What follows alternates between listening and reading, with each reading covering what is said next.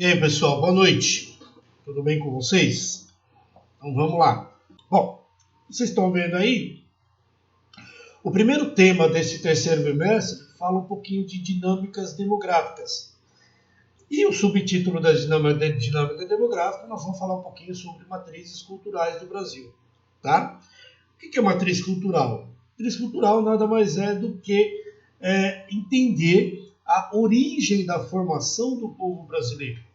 Né? Nós não temos uma cultura própria, nós temos uma cultura importada de outras culturas. Nós criamos nossos hábitos, nossos costumes, sim, hoje, mas nós temos uma miscigenação de raças que fez com que nós adquiríssemos culturas, hábitos alimentares de outras matrizes étnicas, tá? Então é isso que nós vamos ver aí nesse nosso primeiro tema que a gente está trabalhando aí esse bimestre, tá bom? Então, para início de conversa, observe as 3 imagens abaixo e discuta com o professor e colega sobre o questionamento que segue. Então, nós temos aqui, pessoal, 3 diferentes grupos étnicos. Primeiro, nós temos os indígenas. Segundo, nós temos os africanos. E, em terceiro, nós temos a imagem de um europeu. Né? Uma pessoa vindo do continente europeu. Essas 3 pessoas, esses 3 grupos, que formam a nossa matriz cultural, a nossa matriz étnica, tá? Brasileira. Cada uma delas deu uma importante contribuição na formação dessa cultura que nós temos hoje. Aqui faltou uma quarta foto, porque nós temos aqui 3 relacionadas principalmente ao europeu, mas não podemos descartar também o asiático, né? Que deu importantes contribuições aí ao longo da formação da nossa matriz cultural. Tá? Então, como que se deu a formação do povo brasileiro? Esse slide aqui eu peguei no SlideShare, é de uma professora que montou esses slides, eu achei interessante, eu vou reproduzir para os alunos, vou pedir permissão para a professora até para estar fazendo a reprodução e no final eu apresento qual é o crédito dessa professora. Então nós temos lá. Formação do povo brasileiro. Nós temos a população brasileira é bastante miscigenada, ou seja, misturada. Né? Há uma mistura de raças. Por isso que a gente fala de miscigenação. São inúmeras raças que favorecem a formação do povo brasileiro. Os principais grupos foram os povos indígenas, africanos, imigrantes europeus e asiáticos. Tá? Pessoal, os indígenas eles já existiam aqui.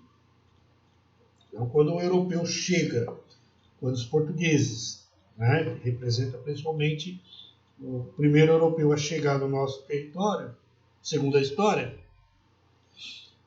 o indígena ele já se encontrava.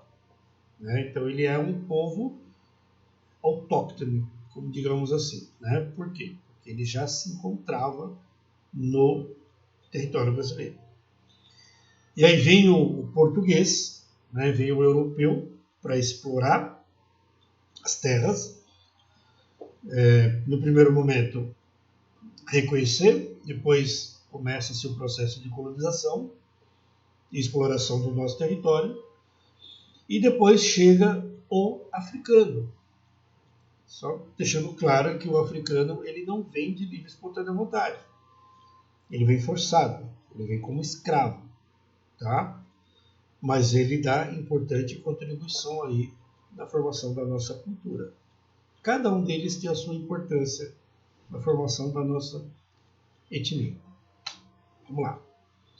Povos indígenas. Então vejam, antes do descobrimento do Brasil, o território já era habitado por povos nativos, nesse caso os índios. Existem diversos grupos indígenas no país, entre os principais estão Carajás, Bororó, Caigangue e Yanomami, né? No passado, a população desses índios era de quase 2 milhões de pessoas. Hoje não temos pouco mais de 300, 400 mil indígenas. Né? Boa parte deles foram exterminados ou aculturados, né? Perdeu-se a sua identidade.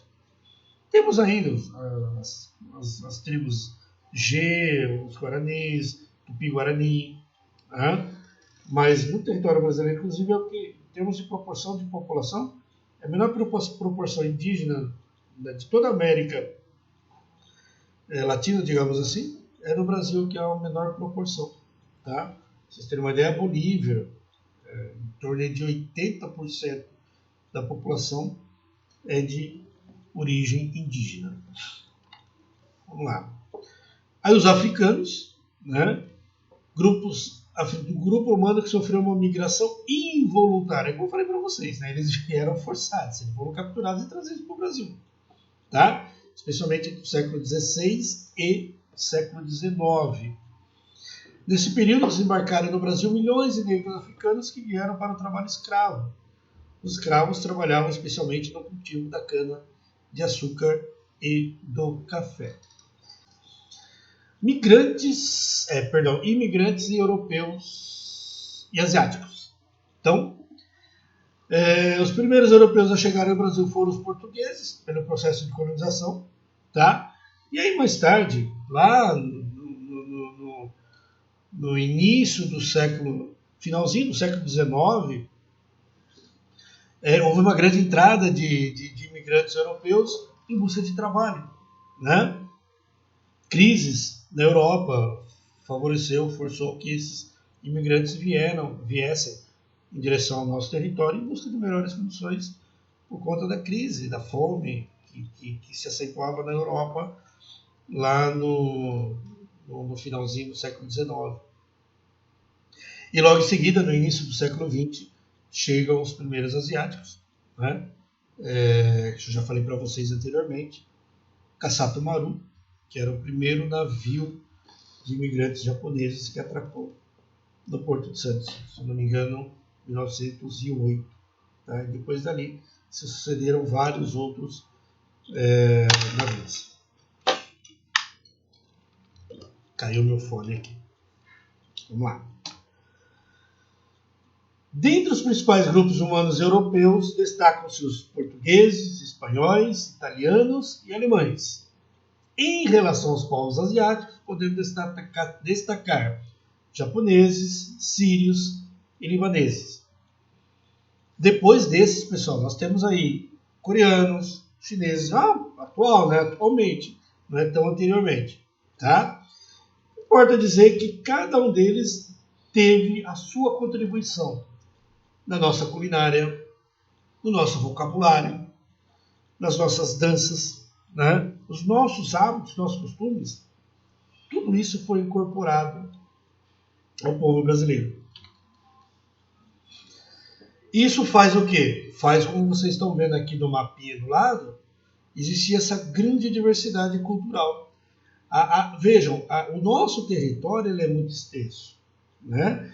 Ao mesmo tempo que você fala no sul, que você chama a nossa mandioca aqui no sul, se eu não me engano é aipim, você vai lá no norte do país, né, na região norte e nordeste do país, a mandioca aqui para nós que nós conhecemos e o sul conhece como aipim, o norte conhece como macaxeira. Tá? Então, essa diversidade é muito grande. Por exemplo, aqui na nossa região, nós chamamos criança de moleque. Ô moleque. Na região sul do país, é piá. Mesmo significado. Né? Então, essa diversidade cultural, pessoal, é de acordo com a região. O nosso vocabulário ele é muito rico em variação também. Tá? Então, tá lá, tendo em vista essa diversidade de raças, culturas e etnias, o resultado só poderia ser uma miscigenação, a qual promoveu uma grande riqueza cultural. E realmente é uma grande riqueza, né, nas nossas festas, suas festividades, o culto religioso, né, em diferentes regiões, as festas tradicionais em diferentes religiões, né, as nossas festas juninas e etc. Isso aí vai Brasil afora. Né? O churrasco no sul, a feijoada trazida pelo imigrante, pelo africano, que se torna aí o principal prato, a principal comida brasileira é a feijoada. Né? Então, tudo isso vindo de fora. Vamos lá. Por esse motivo, encontramos inúmeras manifestações culturais, costumes, pratos típicos, entre outros aspectos. Acabei de falar para vocês. O Brasil ali todo junto e misturado por conta dessa diversidade. E aí, quem é que fez esses slides? Né? Foi a professora Thais, da Escola Municipal Maestro Rui Capdeville. Multiplicadora Tecnológica Carla Marano, em 2015. Obrigado aí, professora. E a Carla aí por essa contribuição em disponibilizar esse material. Pessoal, aqui estão as atividades, tá? Para vocês responderem A, B, C, o que você entende por matrizes culturais no Brasil, o que as imagens A, B e C retratam. Você considera importante a valorização da diversidade cultural? Acabei de falar e a questão que nós vimos ali, né? Pessoal, atividade 2, pesquisa individual. Eu quero que vocês pesquisem, tá? Em sites da internet, deem uma olhada lá sobre miscigenação e o mito da democracia racial. Nós falamos um pouquinho da miscigenação, né, que é essa mistura de raças, e mito da democracia racial. Por que mito? Por que nós estamos falando de democracia racial? A gente fala de democracia, uma igualdade de direitos. Mas isso está presente realmente? Ou isso é um mito? Quando a gente fala em termos de diferentes raças. E o tema 2, tá? Fala sobre a genética e o conceito de raça. Vejam, são duas palavras totalmente diferentes. Para vocês terem uma ideia, vocês podem não acreditar, mas de repente, um africano, tá, de pele negra, bem escura mesmo, ele ser parente mais próximo de um alemão, lá da Alemanha, de olhos azuis, né, branco, que se o sol pegar derrete, de olhos azuis, do que às vezes um vizinho dele, que tem a mesma cor da pele. Então, o que explica isso? É a genética. Tá? Então, isso vocês vão ver. Dê uma olhada lá sobre genética e conceito de raça. Vocês vão encontrar muito material referente também. Tá bom? Eu quero que vocês pesquisem e analisem esses dois temas aí. Tá? De acordo com o que está sendo colocado. Vamos lá, vamos ler um pouquinho o texto aqui. A população chega a 205 milhões, com menos brancos e mais pardos e pretos. Isso nós estamos falando de população brasileira. Tá? Não é só, não é mundial, população do Brasil, porque mundial nós temos aí 7 bilhões de habitantes. Você fica meio perdido aí. Então vamos lá.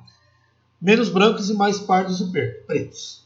Entre 2012 e 2016, enquanto a população brasileira cresceu 3,4%, né? São 4 anos aí, a população então não cresceu 1% ao ano, porque nós estamos em crescimento de 3,4%, nós vamos entender isso mais para frente, essa dinâmica demográfica, aí nós vamos entender um pouquinho de taxa de natalidade, taxa de mortalidade, fecundidade, crescimento vegetativo, tudo isso nós vamos ver mais adiante. Nesse momento nós vamos entender aí só que a população cresceu menos de 1% ao ano. Chegando a 205 milhões e meio de habitantes. O número que se declaravam brancos teve uma redução de 1,8%, totalizando 90,9 milhões.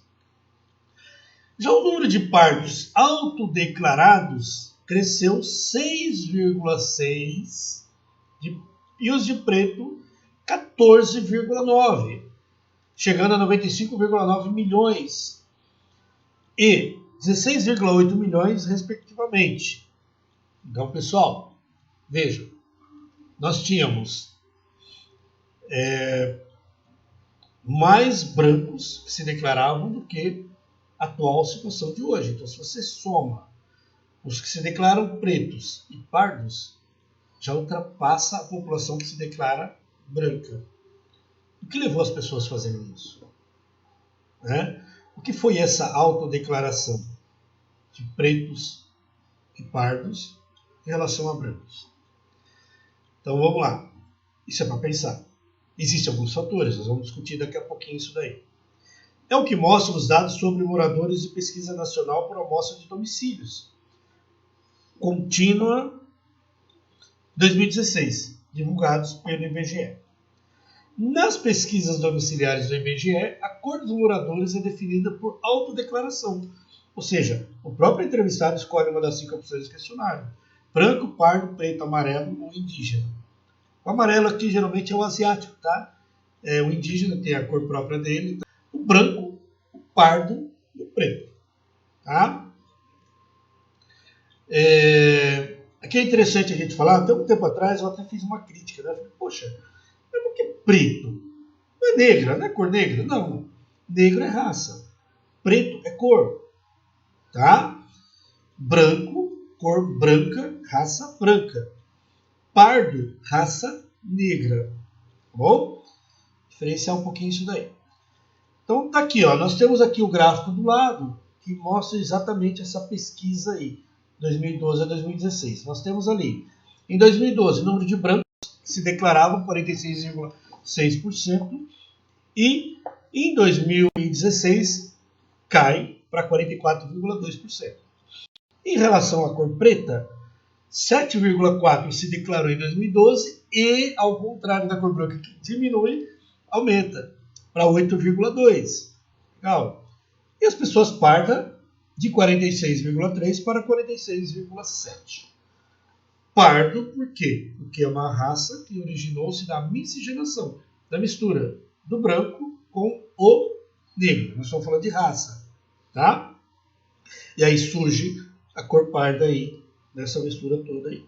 E aí se nós somarmos, né, 46,7 com 8,2, nós temos aí 54,9%. Então já passa aí em 4,9% do meio, né, da média que seria. Então por isso nós vamos ter essa redução para 44,2% o número de pessoas que se declaram brancas. Pessoal, aí a pesquisadora Maria Lúcia, o que ela fala? Ela ressalta que a redução dos brancos e aumento de pretos e pardos na população é uma tendência verificada ao longo do tempo. Segundo a pesquisadora, isso decorre de 2 fatores principais. Então, o que ela procura justificar essa mudança de autodeclaração? Porque não é as pessoas que indicam, é a autodeclaração. Tá? A tendência de miscigenação, ou seja, que a população se misture e o grupo pardo cresça, né? Também é uma lógica, pode acontecer, essa miscigenação constante, e aí o número de branco vai diminuindo. Por exemplo, se eu pegar lá no Japão, população negra é o imigrante. Tá? O preto que lá no Japão reside é o imigrante que vai para lá, porque também tem. Agora, o branco é predomínio na cultura asiática, né? Por conta da região, da miscigenação que é muito pequena, então predomina lá. Então, obviamente, se não há uma miscigenação de raça entre o preto e o branco no continente asiático, principalmente ali no Japão, China, enfim, o que vai acontecer? Você vai ter a probabilidade de existir esse aumento na população parda é muito pequena. Agora, no Brasil, não. Há uma divisão, né?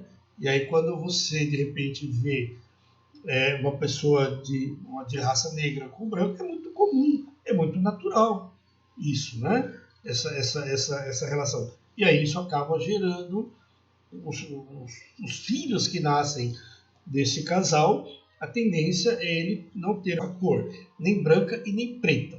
E aí, o que vai acontecer? Ele vai se declarar pardo. Tá? E no caso do aumento de autodeclaração de pretos, tem um fator a mais: o reconhecimento da população negra em relação à própria cor, que faz mais pessoas se identificarem como pretas. Pô, Já vi várias campanhas. Sou negro com muito orgulho, né? Existem outras frases que eu já vi na internet, não me recordo agora de cabeça, mas a pessoa se autodeclarando e sentindo orgulho da cor da pele dela, né? Não se sentindo inferior ou menosprezo. Ela ter a cor da pele preta ou parda e se sentir orgulhosa daquilo. Diferentemente do passado, que as pessoas tinham um preconceito. Infelizmente, no país ainda existe preconceito, que eu acho um absurdo isso, né?